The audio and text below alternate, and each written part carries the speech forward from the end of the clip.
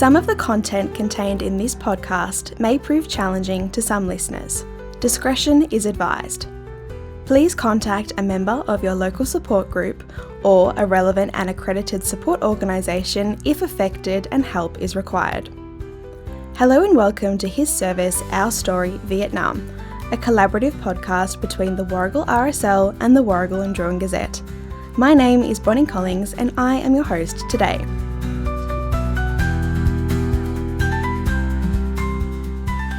Today we are talking with Maggie and Hans Rehorn. I would like to thank you both for being prepared to share your story as part of the Vietnam Veterans podcast series. So, you two have been together for more than 50 years. I'd like to start our story by taking us back to the beginning, starting with you, Hans. Can you tell me about your childhood and your early life? Where did you grow up? Well, I grew up after we came from Germany. I was 2, and we ended up in a place called Renmark in South Australia, and that's where I did my primary education. Then went to Adelaide because the fruit block we were on wasn't making much money, and I did my high school education there. When did you enlist in the army and what influenced you to decide to join up? While at school I decided I was having problems at home with my dad, and I knew I had to get away from there. And I just thought the best way to get away is to go and join either the Navy, Army or the Air Force. So I ended up joining the Army. That was in 1965. On the 21st of January, I was out of home and it was great. How old were you at the time? 17. Such a difference in time to now, 17-year-old life now these days. Maggie, how about you? Can you tell me a bit about your early childhood, where you grew up? I had a fairly idyllic childhood. We were pretty poor, but I wasn't aware of that, because everyone was poor in those days. But by about 13, I was having trouble at home. I wasn't getting on very well with my mum. And my grandfather passed away and left a small inheritance for me to go to boarding school. For year 9 and 10, I went to boarding school in Charters Towers, which for me was extremely exciting. I loved it, absolutely loved it. The money ran out and I had to come home, so I did the last couple of years, my high school years in Cairns. And then at the end of that, a bit like Hans, I needed to get away from home. So I decided to go nursing, and the nursing hospitals in those days were the training hospitals, and Townsville General Hospital was the training hospital for North Queensland. So we all lived in nurses' quarters, and I moved there at the end of my high school years and started nursing. That was probably kind of my freedom. That was the start of me being me. Well, going back to you, Hans, so at this point in our story, you've enlisted in the army, you're about 17. Can you tell me about your boot camp and your training? What was that experience like? How would you describe it? Well, I enjoyed it. I learned how to smoke. If you didn't smoke, you did push-ups. I went to Kapooka near Wagga in New South Wales. It was a 12-week course. The troop I was in was the last troop before National Service arrived. Right. So we were actually halfway through our training when National Service arrived. So those boys next to us in their platoon, we gave them a hard time. I'm sure. I can still remember the fun we had with them, had them running at night and all the rest of it, pretending we were officers and all that. Yeah, it was quite good. Anyway, after that, then I actually put in for Signals Corps as my first choice, and then my second choice was engineers, and that's the one I ended up with. So off to the School of Military Engineers in Sydney. What was that time like? Oh, that was great too. I had a friend that I joined up with in Adelaide. We were on the train together. We spent a lot of time together in our time in the army, and it was always a competition with Bluey Horton. It was And he always beat me. Didn't matter what the competition was. Look, it was my decision to join the army, and I found that even my parents wouldn't sign the papers, so I got my friend's father signed them for me. Wow. Yeah, that was a relief. And so after corps training, I ended up going to, they started a new squadron, and it was called 18 Field Squadron, and I was one of the first members in that squadron as a sapper. That was in Brisbane, in Enoggera, and then after that we moved to Wacoal the same year, 1965, Christmas time. And next thing I was heading overseas, in 67. Well, we'll come back to that point Yeah. in a minute. I'll turn again to you, Maggie. What were you doing during this time? Well, for me, that was kind of the end of my school years because I'm 4 years younger than him. So I didn't meet up with Hans until after he came back from Vietnam. So I was kind of in that period where I was starting my nursing training, finding my feet, basically just getting on with life and having a big adventure. Becoming your adult self. Now we're in it now. We're at this point of the story where you're being shipped overseas. So remind me, what year was that? 67. 67. It was August the 4th, and I was in Vietnam until August the 7th, 1968, so that was a 12-month period. As a sapper, as in engineers, a field engineer was hard work. At my age, you did as you were told, and you'd already you had the training to do as you were told.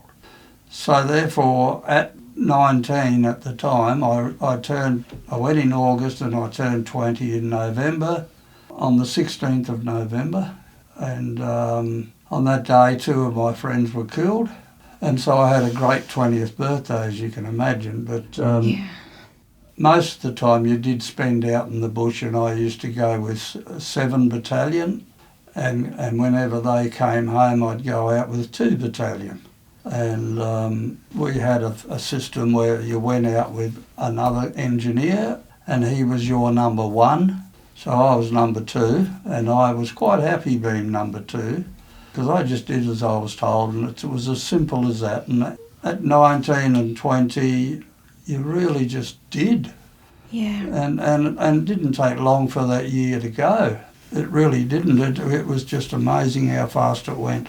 What were some of your responsibilities as an engineer? What were some of the things you did? Well, we did mines, booby traps. A lot of the boys were laying minefields, which was a mistake. As we were laying the minefields that night, the enemy decided they'd be handy, and they used to just take them out of the ground, and then they'd use them in a place that wasn't nice, you know. And then they also had the intelligence of tying a hand grenade underneath them. And these mines were designed to, when you put your foot on them, they jumped up to about waist height before they exploded. So that jumping system was great for pulling the pin out of a hand grenade that was tied underneath them. So wow. 9 times out of 10, anyone that trod on a mine died. That's awful. So other than that, when we were out with the infantry, one time there we came across this house and that were built by the French in the earlier days. And it had a tunnel in it, and we had to check out the tunnel and make sure there was no enemy there. And we carried a lot of explosives, me and my number 1, and we always decided that we'll use them up because that'll be less weight to carry.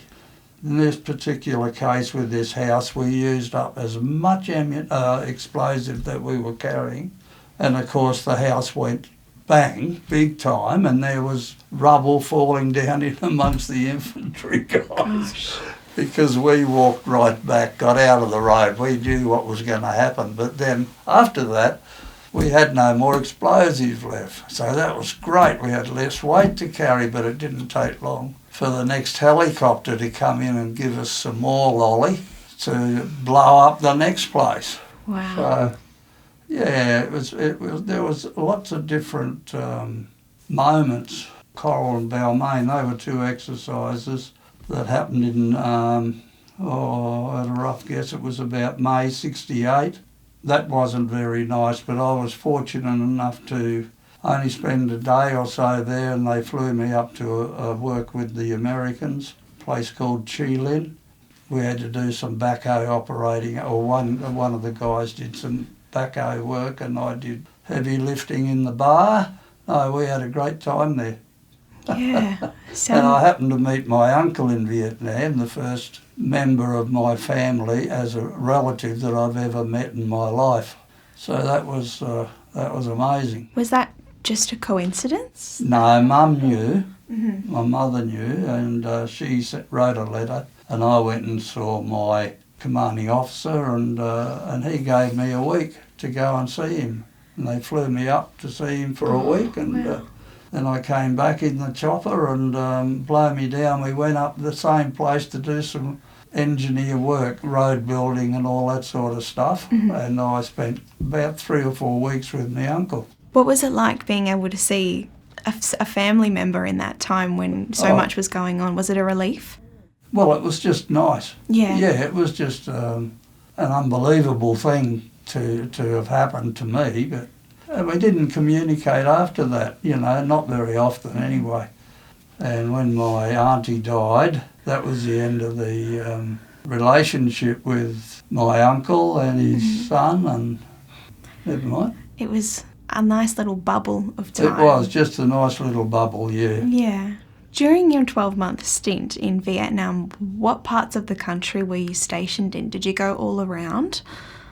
Well, besides going on operation with 7 Battalion and 2 Battalion, I don't know what parts of the country we were in. We were just out in the bush somewhere. Yeah. Most times we'd go out in APCs, carriers, and then they'd drop us off, and we'd just go. Just go, yeah, and you'd just follow and whenever something happened, you just, as in a contact or something, you just did what you were trained to do. It wasn't really a problem, it was scary. At a young age, you don't get as scared as you're just trained to do it. You just do, you let your training take over. That's right. And then when I went up to a place called Chi Lin, that was for almost 2.5 months to do this particular job. It was an American fire support base, and there was also Vietnamese and Cambodian people there. So we were right on the border, actually. There was a river, and that was the border of Vietnam and Cambodia where we were. And it was the first time I met Montagnard people, which are basically the Vietnamese Aboriginal people. And there was elephants, and there was lots of stories in that camp. Going back to when you first arrived in Vietnam, how are you feeling about your role and what you would be exposed to? Were you a little bit nervous or just ready to roll with whatever came your way?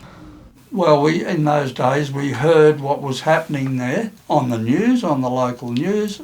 We were also told on parade every morning, this was in Australia, engineer news, who passed away and what happened and so on and so on.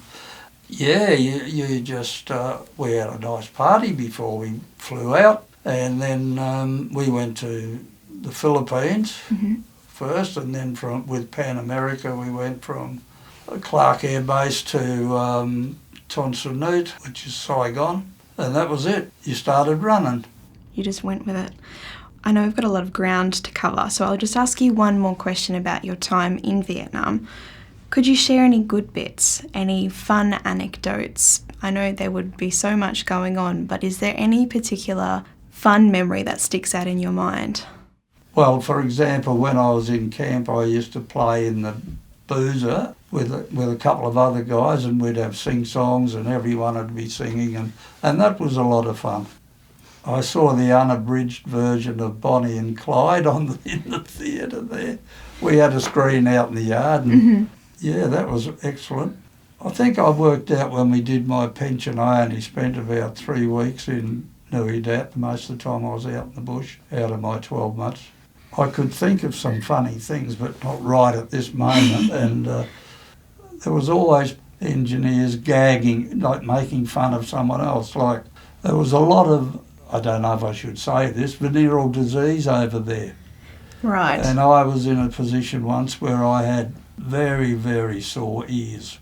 I used to have a problem with my ears, and especially when you got wet all the time. And I had to go to the RAP, which is the medical centre, and I got my jab of penicillin. When the other guys found out, you'd walk past them and they'd just say, unclean. And that was quite funny, but whether you really were or not, it didn't matter to anyone else. You were just unclean, that was it. You came home in 1968, is that right? That's right. Yep. And you were posted to Townsville, is that correct? Yeah, after a brief holiday at home, about a month. And yes, I was back in 18 Field Squadron. By that time it was in Townsville. How did you adapt to soldiering after being in Vietnam for so long? In actual fact, I wasn't the only one, and it was just normal. You didn't think of Vietnam anymore. The thoughts of Vietnam, the problem was way after I got out of the army. When you were surrounded by other people having the same experience, it just felt like a typical day? That's right. Yeah. That's right. And being an engineer, we were actually building an airstrip. They kept us pretty busy. Was it challenging to settle back into non-warlike duties after the intensity of service in Vietnam? It wasn't, because we didn't talk about Vietnam. By this stage, there was national servicemen. I'd like to thank every national serviceman, because I know in our squadron we couldn't have done without them. It was just amazing. We certainly wouldn't have had enough soldiers without the national servicemen. And to this day, I still wish there was national service for the younger folk. Maggie, you were in Townsville nursing in 1970, that era. So I've been told that Cyclone Ada and a musical serenader, Hans, helped bring the two of you together. Could you share that story with us? Yes, that's an interesting story. Yes, in January the 3rd, 1970, I had just started my second year of nursing, and they had a cyclone in the Whitsundays. And because it's a low-lying area, all the nursing staff were stranded away from the hospital. So it was decided that some of the training staff and some of the senior staff be flown down to Proserpine, where the hospital was, to help out. So they took us out to the army base, and we were loaded into a Caribou. A Caribou is a transport plane where they offload cargo. Right. So you go up the back of the plane, and we were strapped in, 5 of us, all in our uniforms. We were ready for work. Yeah. So we had a suitcase, and that was it. They dropped us down into Proserpine very quickly. It's a plane that can land on a very short runway. When we landed and they dropped the back of the plane and we walked out, on the tarmac was about between 50 and 100 soldiers. And there was 5 women from the hospital arrived. So they knew we were in town. So anyway, they decided to have a party and invited us to this party, which was out at Airlie Beach in a motel that had lost the top of its story and underneath was still habitable, so that's where the boys had camped. I think it was probably 3 or 4 of us got the chance to go out to this party. I was a non-drinker in those days, so one of the girls got stuck into the ouzo in the back room and couldn't go back to do night duty. Oh dear. So I offered to go back to do night duty, so somebody drove me back. This is kind of like midnight, middle of the night, potentially about 2 o'clock. There's this great ruckus outside. His nibs has arrived in a Jeep and he's serenading, he's singing to me. But he wasn't just singing to me, he was singing to everybody in the hospital, because it was a very small hospital, low hospital, and it had a big, low veranda type thing around it. So he's sitting on this cement plinth, yodeling in the middle of the night to me. And I'm trying to keep him quiet and say, for God's sake, will you just go? Just go. It's the middle of the night. Yeah. Anyway, some of the old guys that were in the ward just said to me, for goodness sake, will you just agree to go out with him and then he'll go away and we'll all get some sleep? So that's what happened. I agreed to go out with him and he went away. And then when we came back to Townsville, we started dating. So, yeah, it was kind of an interesting period. And then it all went from there. And it all went from there, yeah. Wow. By the end of that year, we were married with a baby on the way. So, you're married and there's a baby on the way. What happened next? What was the next part of your story? Oh, well, actually, just backtracking a little bit. In those days, pregnant women had no access to any support. So you either had an abortion illegally, you adopted your baby out, or you got married. And when you got married in my profession at that time, you had to leave the profession. I was in my second year of a 4-year course, and that was it. I had to leave that. And mind you, I did that willingly because I was having a child who I wanted. And yeah, we set up house. We went back to where my family were in North Queensland and started trying to build a life there.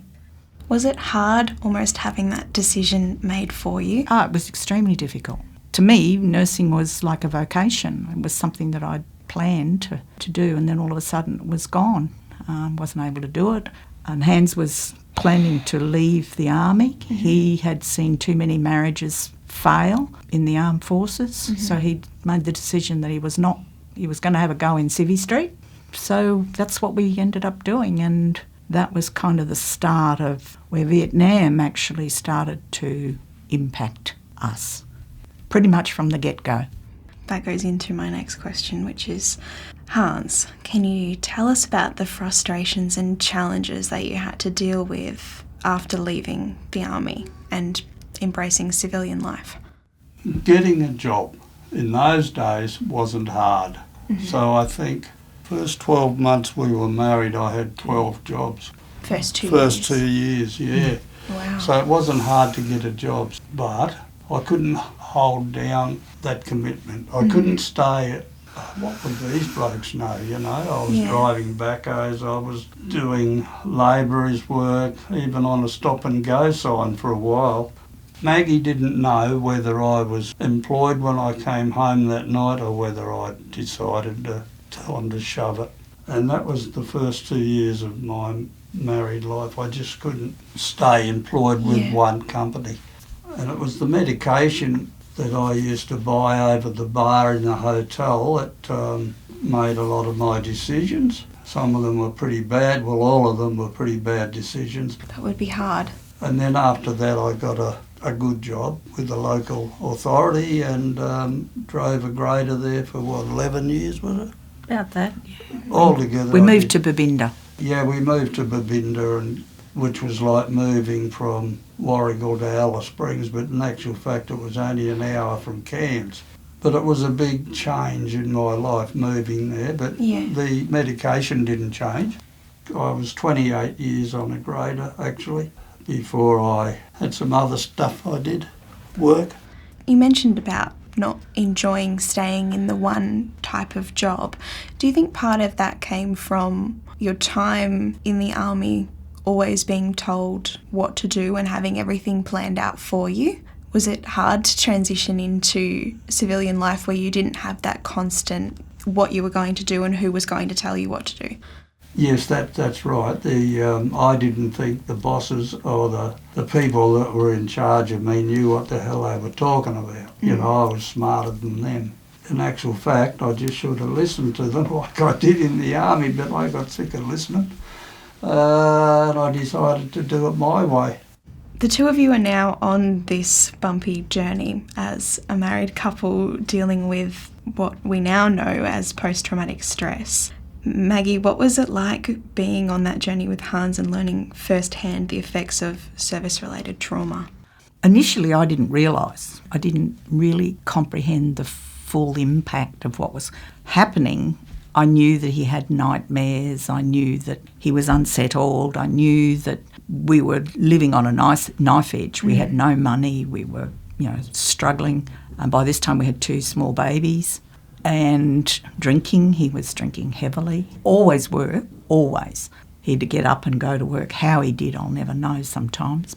But there was one occasion, and this is probably, we were close to 10 years into our marriage by this stage, and we were living on the Russell River, which is a really big river. It was in flood, it was raining, and it's a crocodile-infested river. Gosh. So there were crocs going up the river, back to the swamp, that type of thing. It was a very dangerous area. And he'd come home late, so it was dark, and obviously he'd been drinking.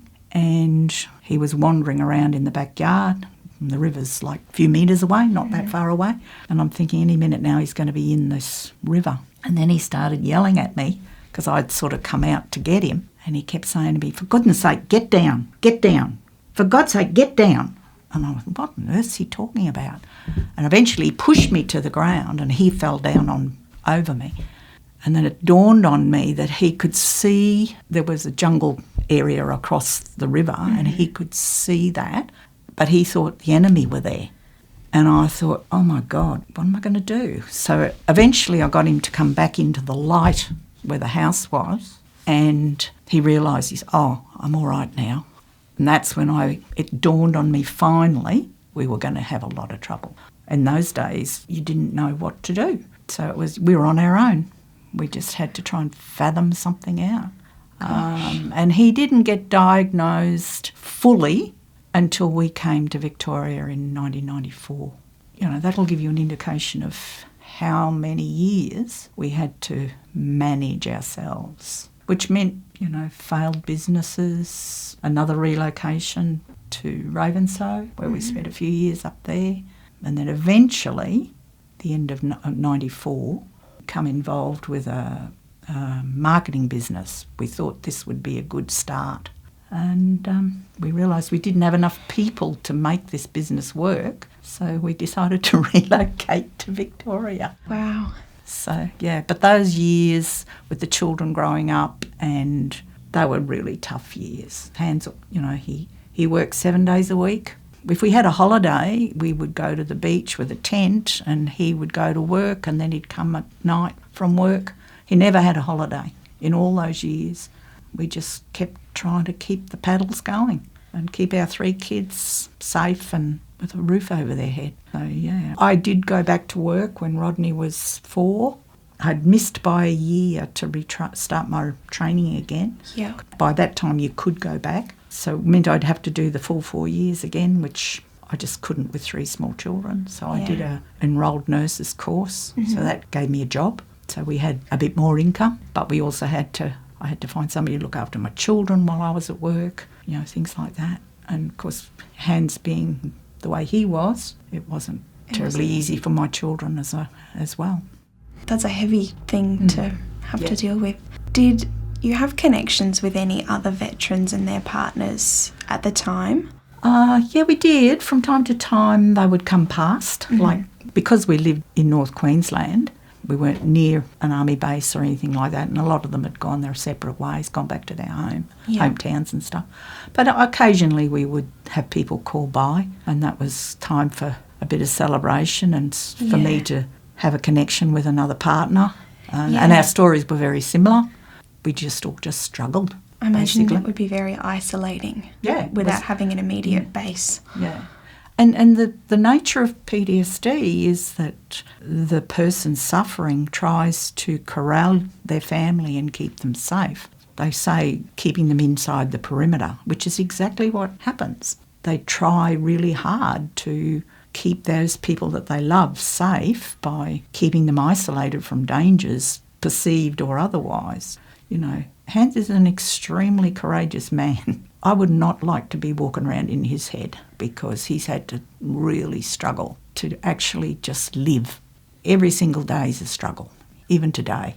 Was PTSD something talked about between veterans, or was it a very secretive thing? It wasn't secretive because it wasn't known about. They had things like, in the early days, shell shock. They would have other names for this trauma, but it wasn't until, you know, the early 90s that they started to identify this cohort of people who'd been in Vietnam who were dying from suicide or dying from all sorts of trauma-related illnesses.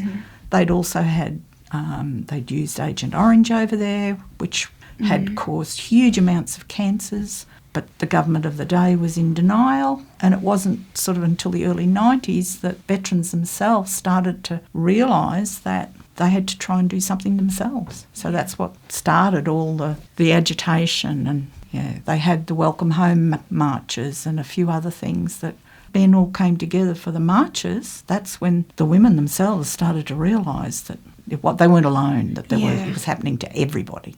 And it's still happening today. Every cohort that goes to war comes home, and, we've lost more men and women from Afghanistan than died over there. And they're only young. It's tragic what our governments are doing. And it's successive governments. It doesn't matter which government it is, they all do it. Well, that kind of leads into my next question, which is, did you receive any support in this time from the Army, Department of Veterans Affairs, from the government? No. Not until we came down to Victoria. Yeah. Then we got involved with a thing called the Vietnam Veterans Association, and we met some people and we did lots of courses and no, it was good then. And it also brought some more veterans out of the woodwork that actually attended some of these. Like we used to have a health type get-together, Jumbunna Lodge, was it? Yeah. At that stage, the government had actually started, like the EVA were starting to make programs, and Vietnam Veterans Counselling Service was established, and they were running programs. And by 96, Hans was really unwell.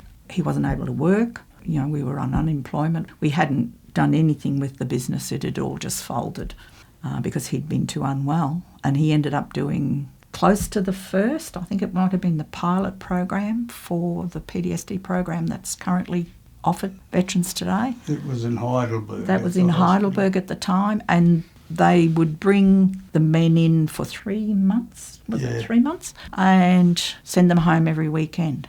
So they'd be there for 5 days, then they'd come home, but they never sent them home with any support.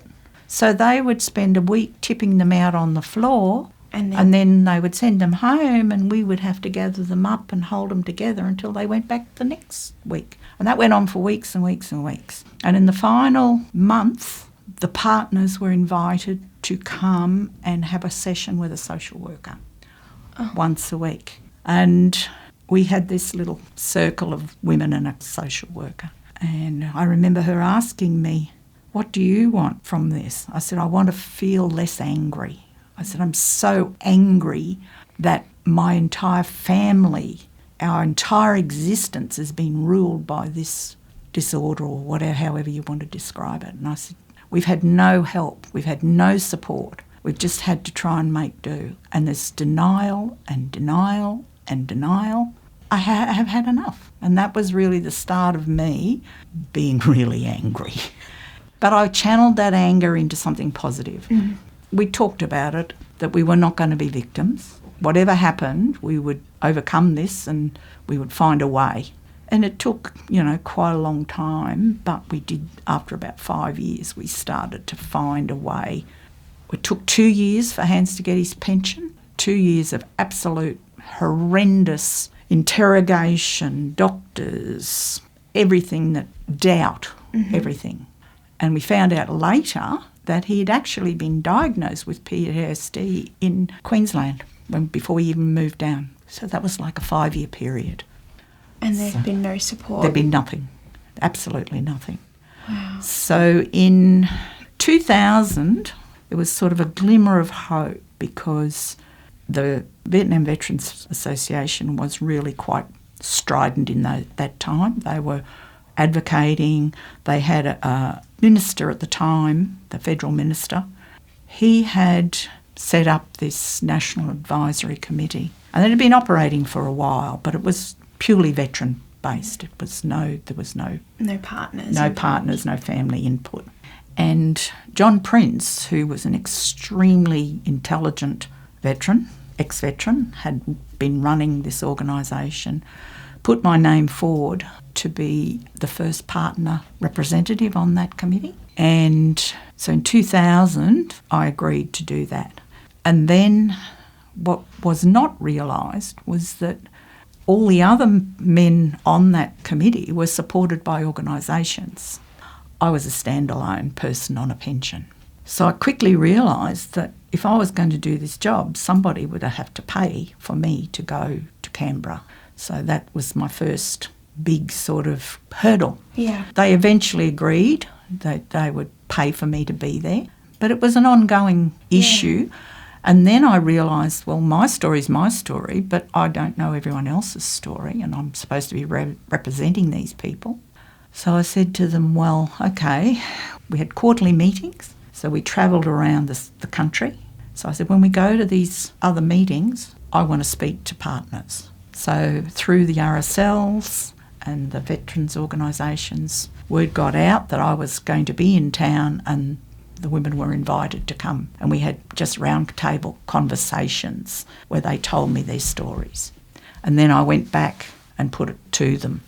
I can remember one time in Canberra where we had the financial people, and this particular chap was saying how expensive it was going to be if they decided to give the children of veterans any sort of counselling service. And I just saw red.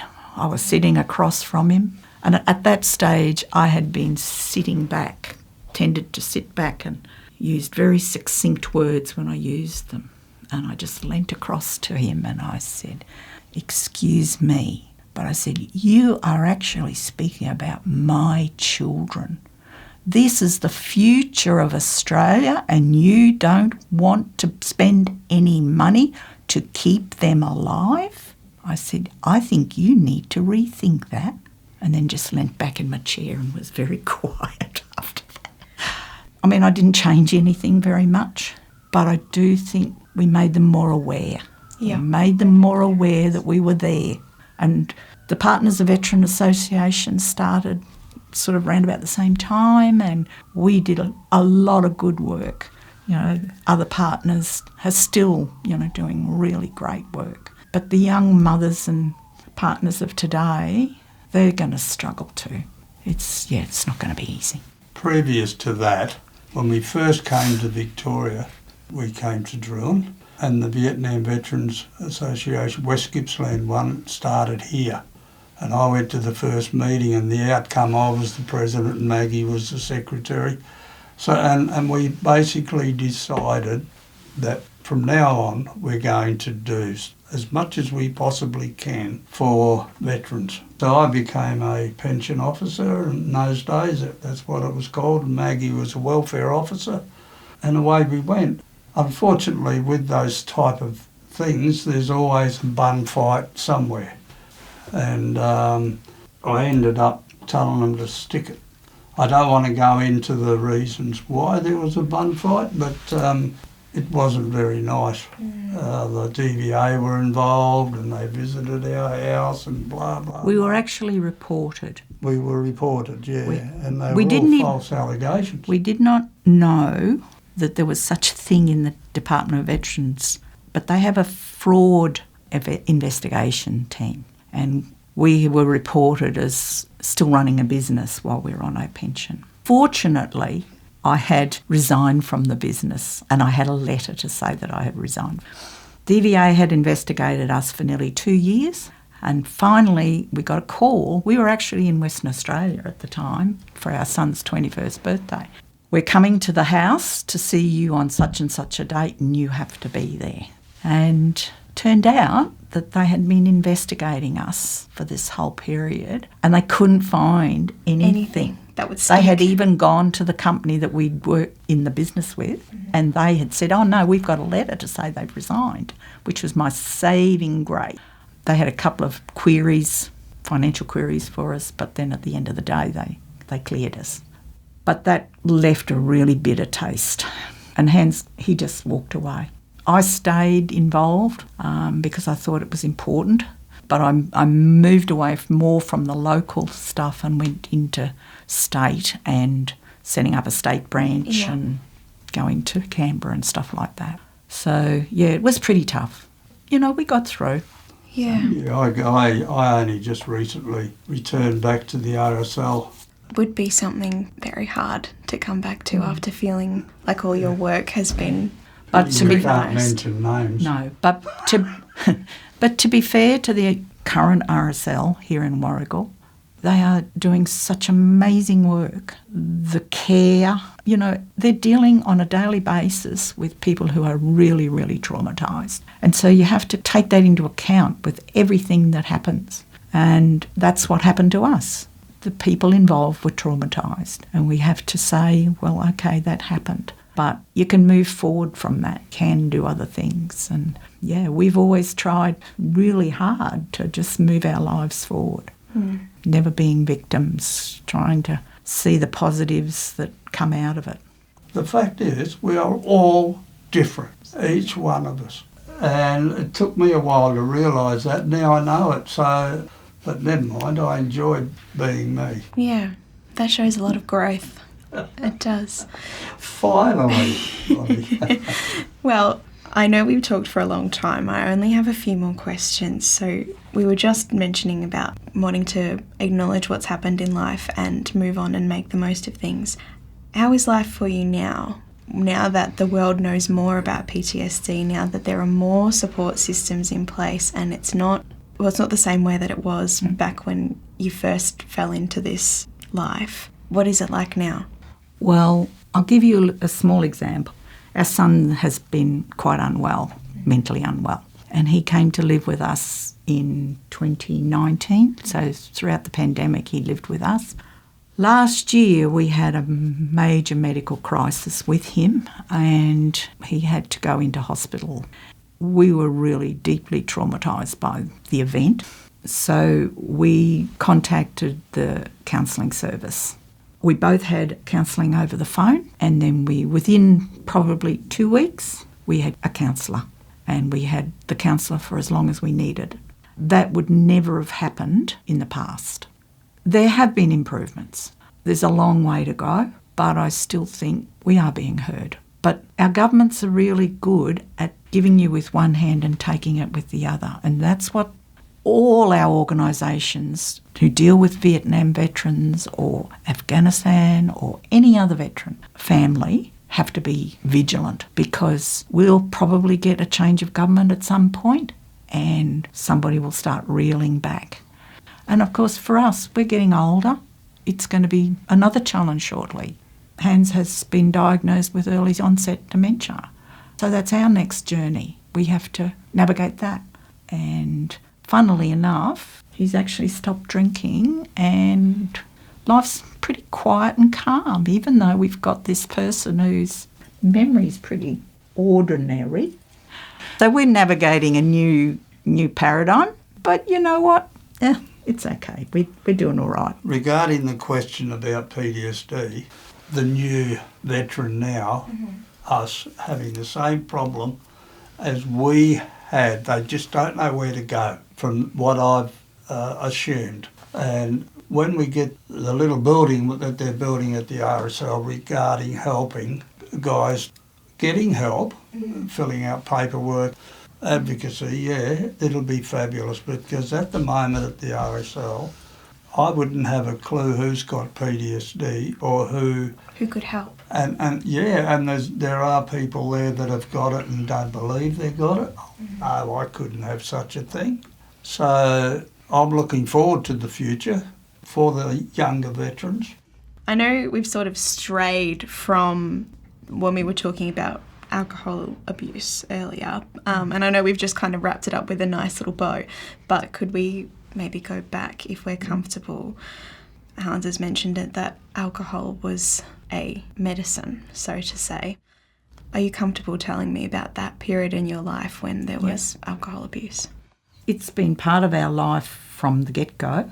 In the early days, I didn't understand that because it's culturals too, especially in North Queensland. It's rampant. Yeah. So you don't even understand that it's different for you. Where it is different for veteran families is that the overlay of PTSD exacerbates with use of any sort of substance abuse. So alcohol has followed us all our married life, and there have been times where it's been so out of control. I can recall a time where he used to drink a flagon of port a night. That is a lot. It was ongoing until this crisis with our son and his dementia diagnosis. He opted to go cold turkey and just cut it out. Hasn't had, he's had...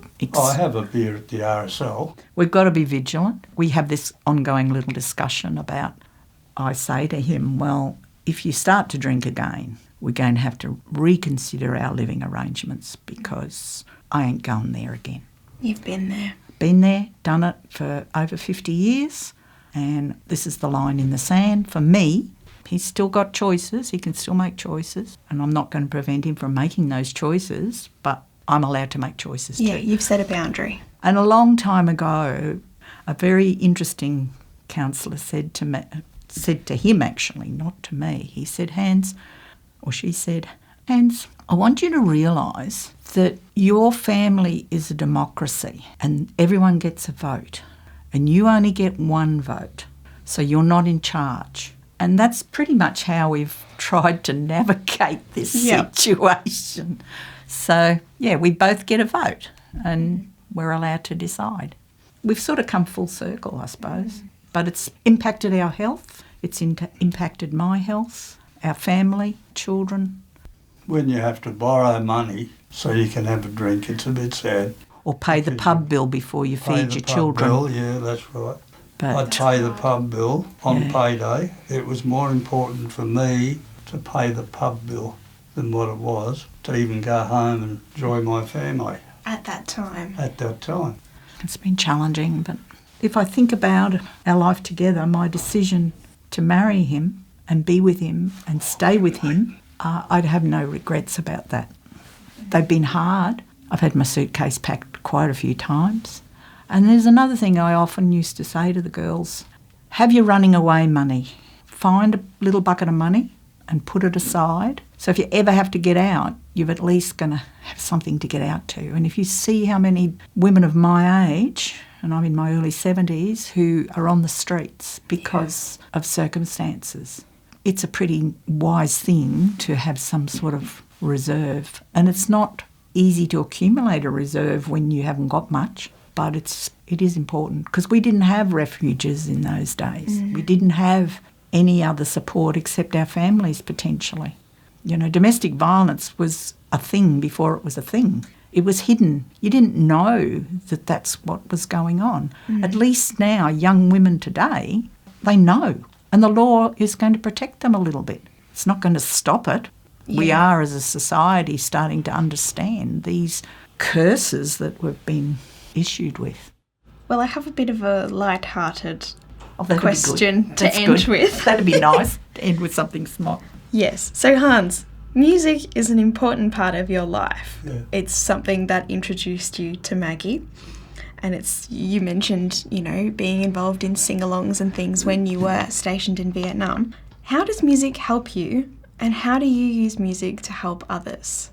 Actually, Tommy Emmanuel started a program called Guitar for Vets, and I just happened to see it on YouTube. And I thought, wow, great idea. So I did some inquiries and I discovered it was already started in Australia. So I found out who the guy was in Victoria and a fellow in South Australia, and that's how it sort of started. So I just put my hand up at the Warrigal RSL wondering if that would be an option. There's a process of how it works, and they all get a brand new guitar if they want one. And then there's 10 lessons, and once those 10 lessons are over, they're on their own, providing they can play one song. So I just hang around and newbies come along every now and again, so I just start them off from scratch because you can't throw them in with the rabble we've got now, which are a really good bunch of blokes. They still see each other every Monday night at the RSL and they all seem to be having a good time. Do you think being a part of that program and having something to do that brings people together that is fun, is that a good way for veterans to make sure they connect with each other, and do you think it promotes conversations? Yes. What it does do is when you're learning or playing an instrument, you're not thinking about any other subject. You're just thinking about what you're doing, whether it be piano, any instrument. When you're playing that, you're not thinking about trauma. So that's the beauty of it, why I like it. And there's also a lot of people out there that don't want to play a musical instrument, but if they find something that will take the memory away, that's a help. Yeah. People ask me, how is it that you've actually married for 54 years? And I said, well, the day I married, it was the biggest hire purchase agreement I ever bloody signed. I can't get out of it. But I think you work together as a very strong team. Yeah, and the bit that Maggie said about me making the choices, I could turn that upside down. It's the other way around. After all this time and all you've gone through, I can see that you're a very strong team who care very deeply about each other. We have a lot of laughs. It was lovely hearing your stories today and meeting the two of you. Thank you so much for coming in. We just hope that by sharing our story, it'll help other people see that there is a light. And we closed the door on leaving by the back door many, many years ago and decided that we would travel together. So I guess that's where we are, at this stage anyway. Yes, until tonight. Till you make a choice. Thank you both so much for coming in and speaking with us today and sharing your story. I know it's been hard, there's been lots of emotions, but it was beautiful hearing from you, and I feel very privileged to have been the one asking the questions and hearing your story. Thank you. No, well, thank you, Bonnie. Thanks for having us. The Warragul and Druin Gazette and the Warragul RSL would like to thank our guests for sharing their opinions and recollections of Hans Rehorn's service in Vietnam, as well as Hans and Maggie's later life together.